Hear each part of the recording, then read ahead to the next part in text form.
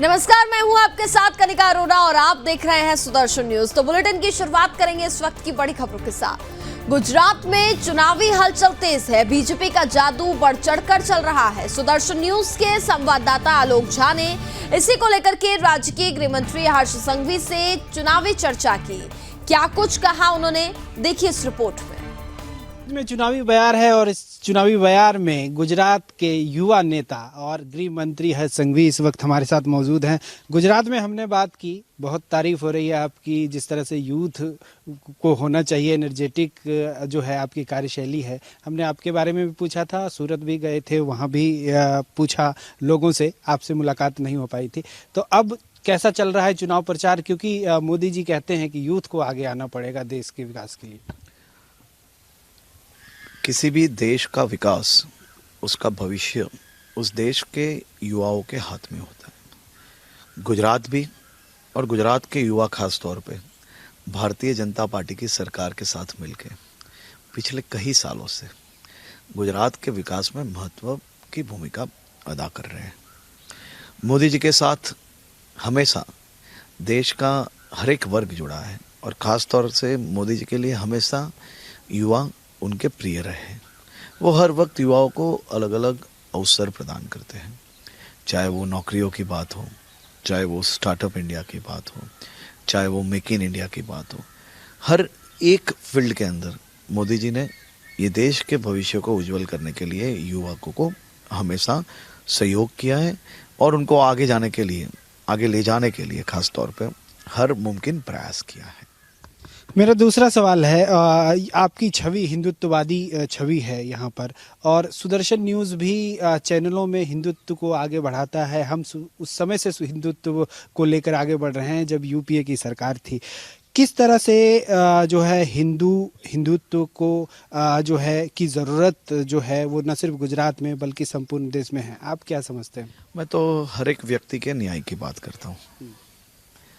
हर एक समय हमने देखा होगा कि कहीं ना कहीं कांग्रेस, आम आदमी पार्टी जैसे जो पॉलिटिकल पार्टीज है, कहीं ना कहीं समाज के बंटवारे करना, देश हित में काम करने वाले लोगों में बंटवारा लाना और वो बंटवारा लाके राज करना। मैं मात्र उनके सामने एक आवाज़ बन के बैठा हूँ। हमारी जिम्मेदारी है, हमारी सबकी जिम्मेदारी है कि समाज को एक होके आगे बढ़ना चाहिए और इसी प्रकार से गुजरात में सब समाज साथ में मिलकर आगे बढ़ रहे हैं। खास तौर पे कई चीज़ ऐसी है, आपने देखा होगा कि कहीं ना कहीं प्यार को बदनाम करने की कोशिश की जाती है। प्यार करने का हक सबको है, प्यार हर एक व्यक्ति को करना हक है उसका, लेकिन कोई भी व्यक्ति अपना नाम बदल के प्यार करे उसका तो जरूर से विरोध होना चाहिए।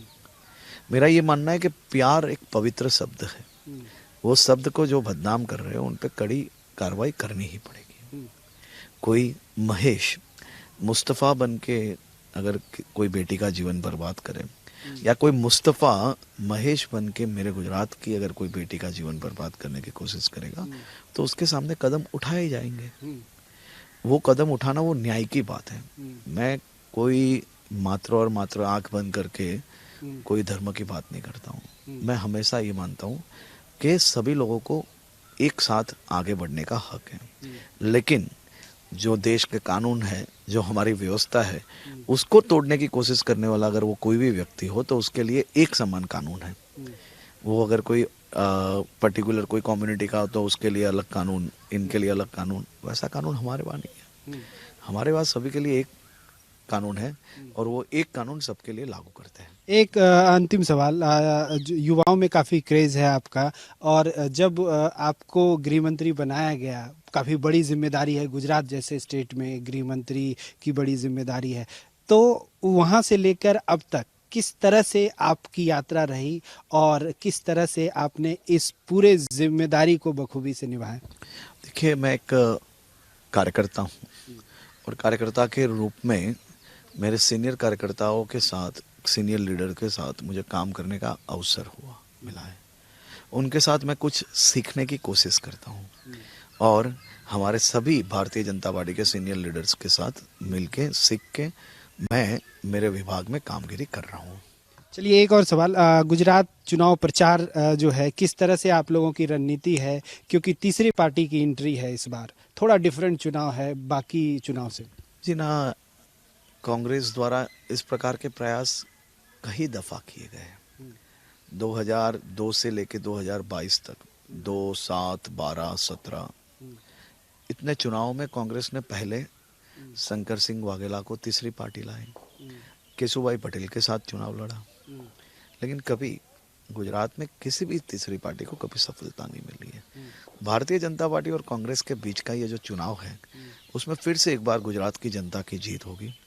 गुजरात की जनता और भारतीय जनता पार्टी मिलकर 2022 से 27 गुजरात की सेवा में एक साथ आगे बढ़ेंगे। लेकिन दिल्ली वाली जो पार्टी आई है वो कह रही कि सरकार बनाएंगे। देखिए, वो तो सब जगह जाके बोलते हैं, ये उनका काम है, बोलते रहे। गुजरात के लोग बहुत समझदार हैं, ये सुनते भी हैं लेकिन करते हैं अपना मन का। धन्यवाद सुदर्शन न्यूज से बात करने के लिए। तो ये थे गुजरात के गृह मंत्री, जिन्होंने कहा कि गुजरात की जनता समझदार है और ये सुनते सबकी हैं और करते अपने मन की हैं। कैमरामैन चंदन के साथ आलोक झा, सुदर्शन न्यूज, गांधीनगर।